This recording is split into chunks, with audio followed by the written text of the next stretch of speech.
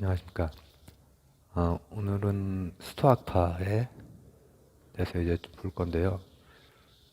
윤리학 부분, 우리가 가장 학교 때 그 많이 배웠던 그 부분을 이제 보려고 합니다. 근데 이제 그 전에 윤리학의 기반이 되는 자연 철학을 볼 거거든요. 자연 철학이 윤리학의 기반이라는 게 조금 이상하죠. 굉장히 일관적으로 이렇게 두 개가 같이 가거든요. 일관성 있게 짜여져 있어요. 우선은 전에 그 그리스 말하면서 말씀드렸던 헤라클레이토스의 로고스라는 개념이 이제 스토아파의 핵심으로 이제 자리를 잡고, 근데 이제 유물론을 기반으로 하거든요. 자연 철학에서 이제 윤리학이 나오고, 그런데도 불구하고 에피쿠로스 학파하고 달라요. 에피쿠로스 학파는 설명할 때 이제 탈신화화된 그 우주, 그리고 우발성, 이런 개념으로 이제 자연 철학을 설명을 했는데, 유물론은 유물론인데도 불구하고 이 스토아 학파 같은 경우에는 로고스, 신성을 인정을 한단 말이죠. 로고스는 받아들인단 말이죠. 그렇기 때문에 이제 스토아 학파의 그 윤리학, 윤리와 자연 철학의 그 연결고리, 이 로고스, 신성이라는 놈이 아주 핵심을 차지를 한단 말이죠. 근데 이것이 또 그렇다고 해서 아주 플라톤적인 형상, 이데아, 이거냐 하면 그건 아니에요. 자, 형상이 있고 진료가 있고 조물주가 있었죠, 플라톤 때. 근데 형상은 빠져요. 형상 빠져요. 그리고 조물주하고 물질만 남는데, 이 조물주라고 하는 것의 성격이 이제 좀 다르다는 얘기죠. 생명, 생명, 그리고 물질. 생명이라고 하는 것과 물질, 요 지금 몸에 있는 생명이라고 하는 것과 요 몸, 내재되어 있는 것, 분리되어 있지 않은 것, 이게 나중에 이제 베르그송에 가면은 생명과 물질로 이제 그 사유를 전개해 나가는 것에도 영향을 주고, 그러니까 추상적인 형상은 일단은 제끼는 거예요. 그리고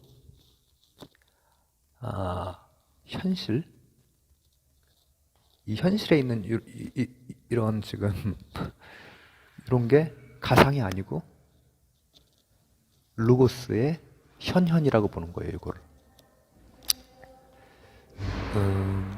그래서 조형, 근데 이제 스토아파가 조금 그 층위가 두텁다고 했잖아요. 불교처럼 다양하게 이제 표현을 한단 말이에요. 요 조물주라든지 로고스라든지 신성에 대해서, 이 조물주가 그런 조물주가 아닌 거죠. 그러니까 내재되어 있는 거죠. 생명, 생명력, 조형하는 불, 이런 표현을 쓰거든요. 불이라고 하는 것은 헤라클레이토스가 이제 불로서 설명을 했잖아요. 그리고 종자론을 펼쳤고, 이 생명의 종자, 유전자 비슷하게. 그리고 조형하는 불에서의 불은 이제 그걸 말하는 것이고, 조형이라고 하는 것이 플라톤적인 영향이 있는 거죠. 근데 조형이 떨어져 있지 않죠. 조형하는 불, 생명. 그래서 비물체가 물체를 어떻게 밖에서 하는 게 아니라, 형상이 있어서 이렇게 된 게 아니라 내재되어 있다. 그러다 보니까는 이제 어떻게 되느냐면은 인간과 자연의 관계도 타자화시키질 않나요. 인간과 우주의 관계도 전체와 부분의 관계로 보는 거예요. 스토아파의 그 질서 정연한 것이 이제 그 로고스라고 하는 것이 이런 차원에서 설명이 되는 거죠. 저하고 이 우주하고도 전체와 부분의 관계, 우발적인 게 아니라 질서가 잡혀 있는, 필연성을 터득해야 되는 것이고 초연해야 하는 것이고, 이제 갑자기 윤리학으로 넘어왔네요. 필연적이라는 거죠, 이 모든 것이. 다만 통으로 내재되어 있는 거죠. 바깥의 이데아로서 떨어져 있는 것이 아니라. 그렇기 때문에 이 필연성을 터득을 해야 되고, 그때 당시 헬레니즘식의 당시에 그 윤리학의 그 흐름이 그렇듯이 초연해야 돼. 초연해야 돼. 근데 스토아적 현자, 이 초연하고 질서를 터득한 현자라는 그 이미지 있죠. 이것이 어, 서구 문명의 굉장히 그 하나의 뭐랄까 오랜 기간 동안 서구의 현자 이미지에 이 스토아적인 현자의 이미지가 계속해서 붙어 다녀요. 동양으로 치면은 이렇게 도통한 사람 있잖아요.